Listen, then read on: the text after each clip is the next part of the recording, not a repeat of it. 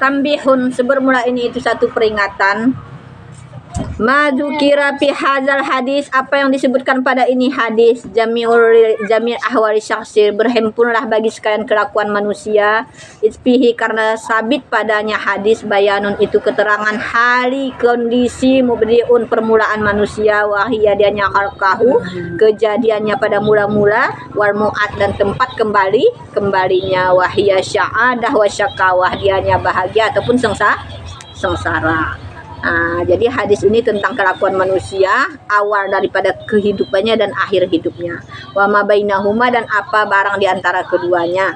Wa huwa, dianya itulah azal, wa ma tasarrafu fihi, dan apa yang memalingkan ia fihi padanya ajal, wa huwa, dianya itu rizkun, rizki, ya, wa fihi, dan padanya dalalatun, itu petunjuk, ala, di atas anna taubata, bahwasanya taubat hadimatun itu apa namanya itu penyentuh peruntuh lima salapa, bagi barang telah terdahulu.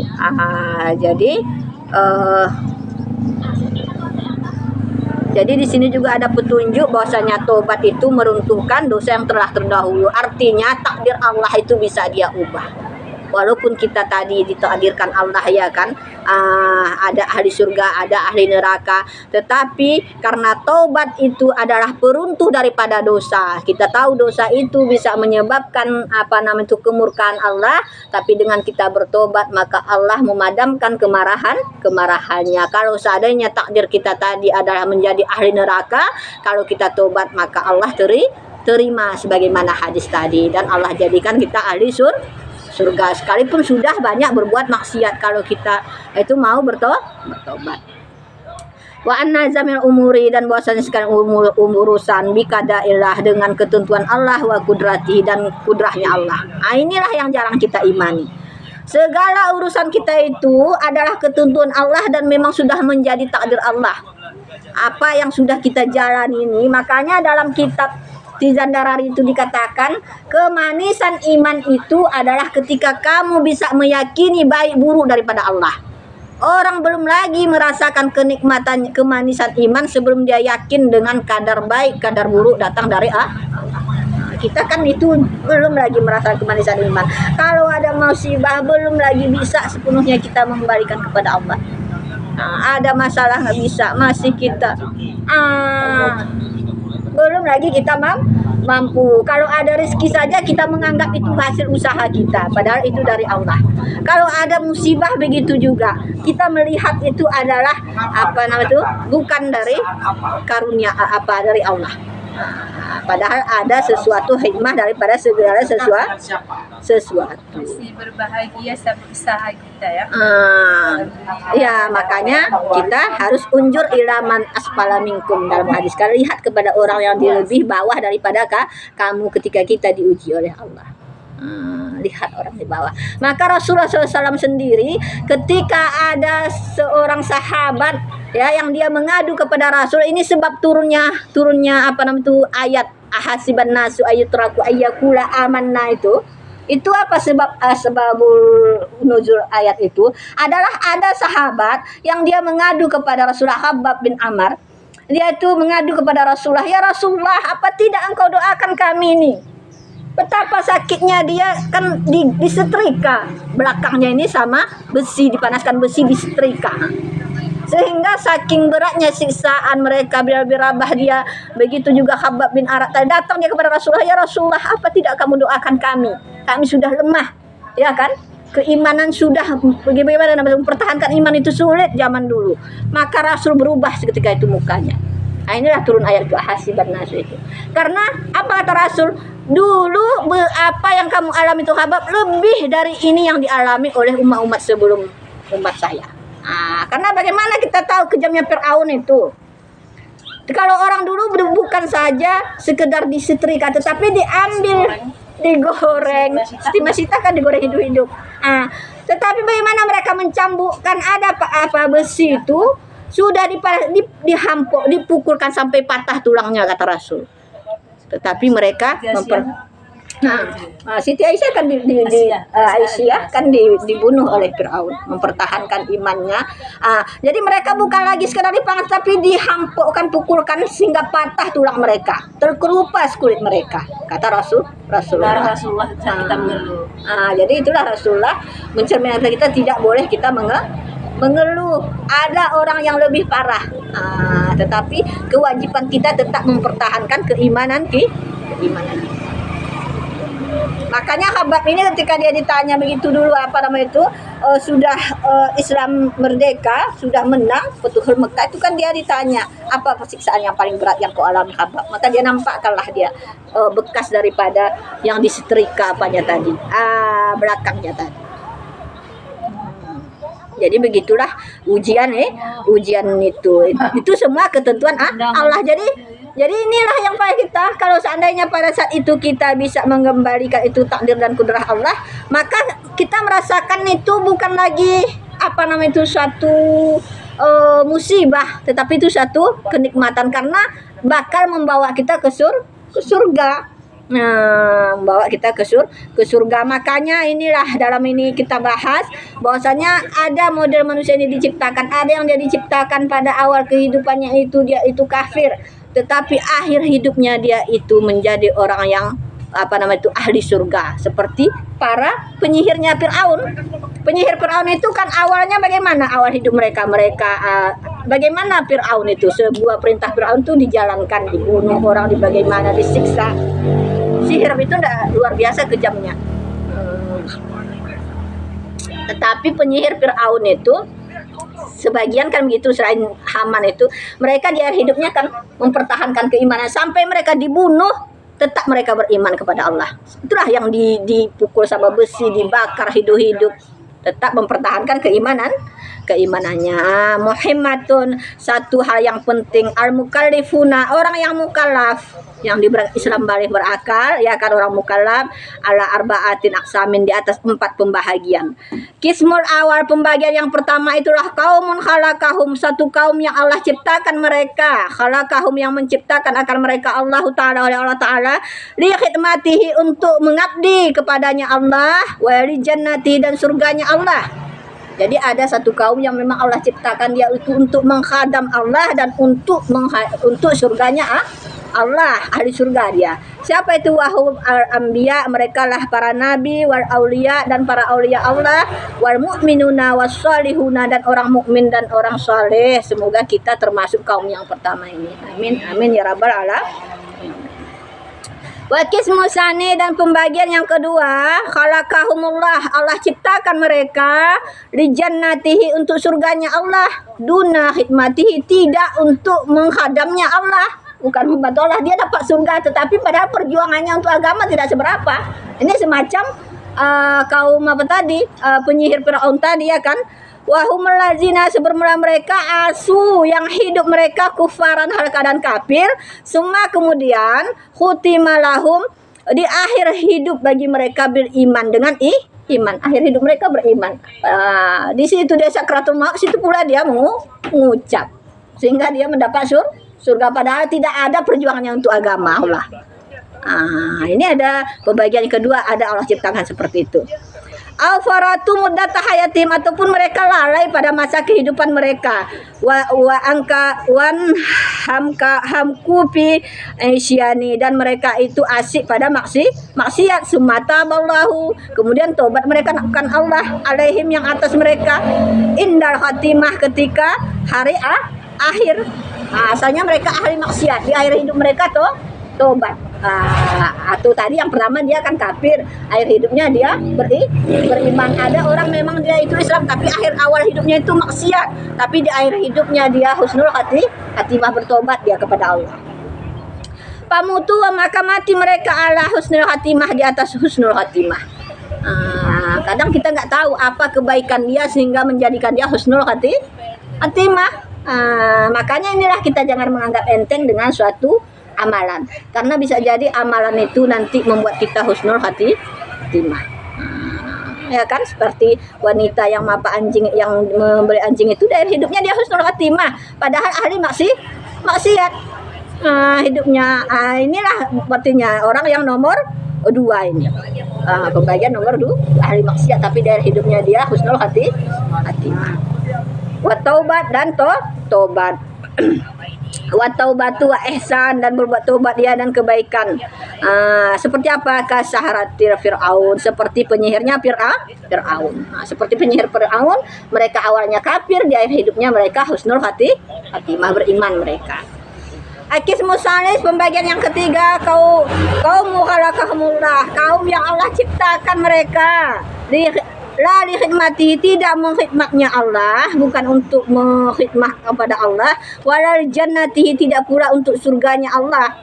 Wahum, mereka itulah kufar, orang-orang kafir, allazina yang yamutuna, mati mereka al kafir, di atas kafir, haramu, terhalang mereka fid dunya, pada dunia, naimul iman, oleh kenikmatan iman. Jadi ada orang yang Allah ciptakan mereka awalnya kafir dan mati dalam keadaan kafir. Mereka terhalang mendapatkan iman seperti orang-orang kafir itu. Wafil akhirat, dan pada akhirat yu'azibuna bil azabi, diajak mereka dengan azab wal hawan dan kehinaan. Nomor 3 ini memang dia diciptakan sebagai kafir dan meninggal dalam keadaan kafir. Wal kismu rabi, dan sebelumlah kaum yang kismu rabi, pembagian yang keempat, kaum khalaqahumullah, yang Allah ciptakan mereka li khidmatihi, untuk mengkhidmatnya Allah, duna jannatihi, ketiadaan surganya. Jadi kaum yang keempat ini dia memang berkhidmat kepada Allah, patuh terhadap perintah Allah. Dengan secara apa? Berkhidmat kepada agama Allah, kan gitu. Duna jannati, tetapi dia tidak mendapatkan surga, masuk neraka juga dia. Wahumul lazina, mereka lah orang-orang, kanu adalah mereka, amilina, beramal mereka bi taatillah, dengan taat kepada Allah, summa kemudian makarabahum, mensiasati Allah akan mereka, Allah mensiasatinya.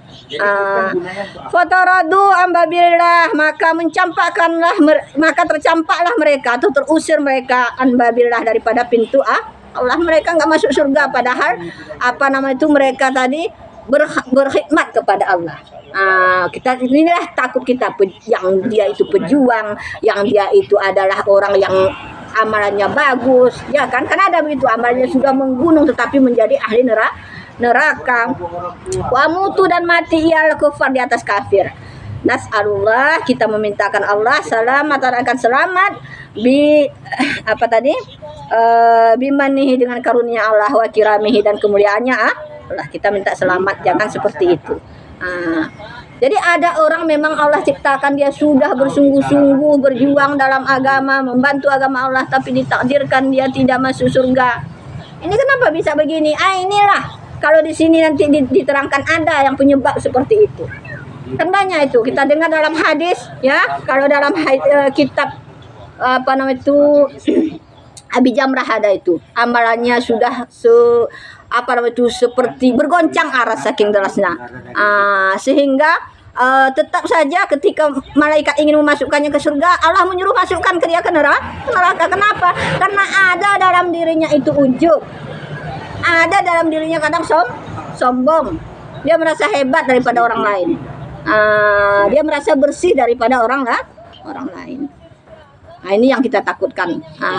Yang kita takutkan itu ujian pada diri kita itu, sifat ananiyah kita itu. Maka inilah yang diajarkan Abuya, bagaimana kita bisa jangan ada sifat uluhiyah ini, sifat ketuhanan, merasa kita lah yang berkuasa, kita lah lebih hebat. Wa'lamu, ketahui olehmu, anna asyadda, bahwasanya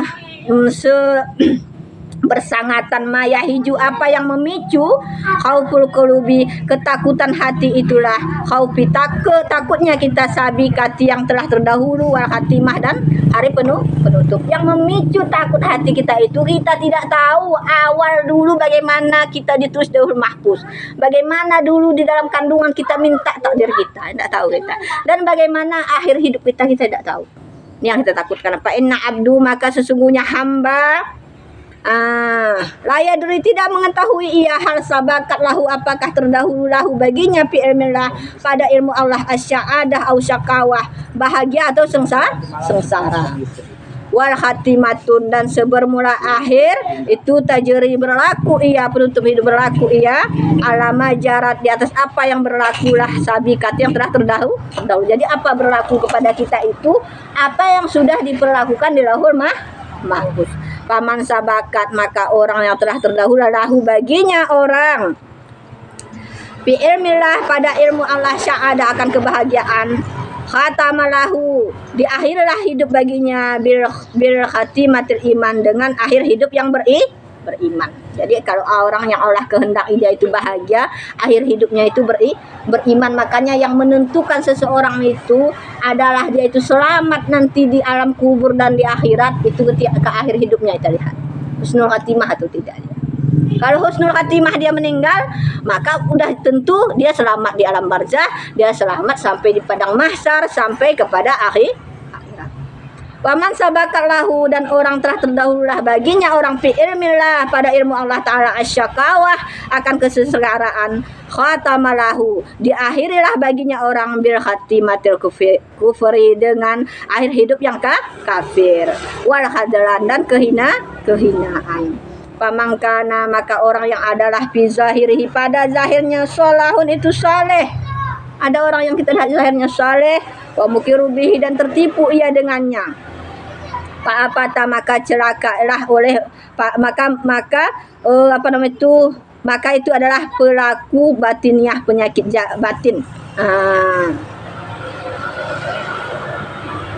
Zukira yang disebutkan an-nafata bahwasanya seorang pemuda min ashabil fadil daripada sahabat si Fadil Ibnu Iyad rahimallahu taala mata meninggal ia. Faraahu maka melihatlah akannya pemuda tadi oleh Fadil gurunya Ibnu Iyad. Ini contoh orang yang zahirnya tadi adalah saleh tetapi di akhir hidupnya ternyata dia dalam keadaan kafir. Itu ada murid Syekh Fadil Syekh daripada Fadil Ibnu Iyad bermimpi ya fil manam dalam tidurnya fasa'alahu maka bertanya iakannya si laki-laki dari tadi anhalihi daripada keadaannya fakhbarahu maka mengkabarkannya laki-laki akannya keadaan annallaha mukirum bihi bahwasanya Allah telah mensiasati baginya wa mata dan meninggal ia Yahudian dalam keadaan Yahudi wa iyazubillah dan kita berlindung kepada Allah Ta'ala daripada demikian. Fakala maka berkata ianya Ibnu Iyad tadi lahu baginya laki-laki lima zalika kenapa demikian di antara murid pukau yang paling hebat kan gitu. Sehingga dia pintar karena dia merasa hebat lah dia merasa orang lain itu tidak ada apa-apanya. Karena dia banyak pengikut sehingga dia menganggap orang lain itu hina, dialah yang besar, orang kecil. Tak ada apa-apanya. Tak ada penghargaannya pada orang. Padahal kita tidak tahu kelebihan dan kekurangan seseorang. Fakala maka berkata laki-laki tadi, ini kuntu azanu ini abdalu min ashabika. Sesungguhnya saya ada menyangka bahwa saya itu adalah lebih abdal daripada teman-teman saya yang lain. Saya dulu berprasangka kepada saya ini saya lebih hebat daripada orang lain. Fakuntu maka aku itu atakabbaru alaihim, aku sombong di atas mereka. Sombong dia di atas teman-temannya tadi.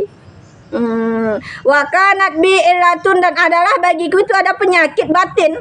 Ini makanya yang menyebabkan seseorang suruh khatimah tadi penyakit batin. Salah satu tadi sombong.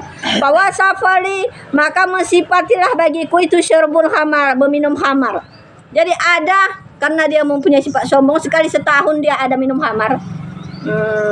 Fakuntu maka aku asrabu minum kadahan satu gelas pikulisanatin pada tiap-tiap tahun meninggal dia dalam keadaan minum khamar.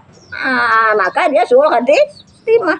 Wakala dan berkatalah oleh Syahal Ibnu Abdullah khaufa siddiqin akan ketakutan orang-orang yang siddiq itulah khaufu takut su'ul khatimatul su'ul khatimah inda kulli hataratin ketika di sisi tiap-tiap goresan hati wa kullu harkatin dan tiap-tiap gerak. Wa kana Sufyan Suri adalah Sufyan Suri kasirul baka itu banyak menangis wajaja dan banyak sedih. Fakira lahu maka dikatakanlah baginya Sufyan Suri ya Aba Abdullah wahai Bapak Abdullah alaika biraja mestilah engkau itu banyak pengharapan Kenapa kau sedih? Kau seharusnya banyak berharap kepada Allah. Engkau itu orang saleh. Fa inna afallahu azim. Sesungguhnya kemaf Allah itu besar min zunubika daripada dosa engkau. Fakala maka berkata ia Sufyan Suri, au ala zunubi atau atas dosa-dosaku abeki aku menangis. Apa kamu kira saya menangis gara-gara dosa saya? Kata Sufyan Suri.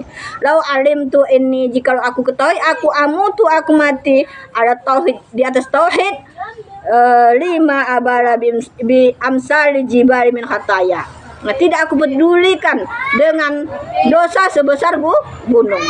Seandainya aku tahu apa namanya itu aku itu akhir hidupku itu sudah menjadi ahli tauhid husnul khatimah, maka aku nggak peduli lagi dengan dosaku. Tapi karena aku tidak tahulah, makanya aku sedih, sering menangis, kata Sufyan Suri. Makanya inilah hadis Nabi.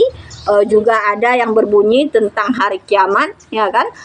Barang siapa yang tidak susah dia dengan akhir hidupnya, tidak susah ya dengan hari akhirat, maka ia akan susah kelak di hari akhirat. Maka hidup kita itu harus banyak susah kita susahkan. Susah apa? Susah kita bagaimana akhir hidup kita. Gundah kita. Sehingga karena gundah kita maka jangan sampai sifat sombong itu ada dalam diri kita. Karena takut kita ini yang menyebabkan kita suruh khatimah. Jangan sampai kita itu sifat uluhiyah itu karena kita sudah pangkat tinggi, jabatan tinggi, kita merasa hebat dari orang lain. Kita tidak lagi peduli dengan orang lain, padahal kita tidak tahu di antara kita ini mana yang lebih baik di sisi Allah. Jadi itulah salah satu yang menyebabkan seseorang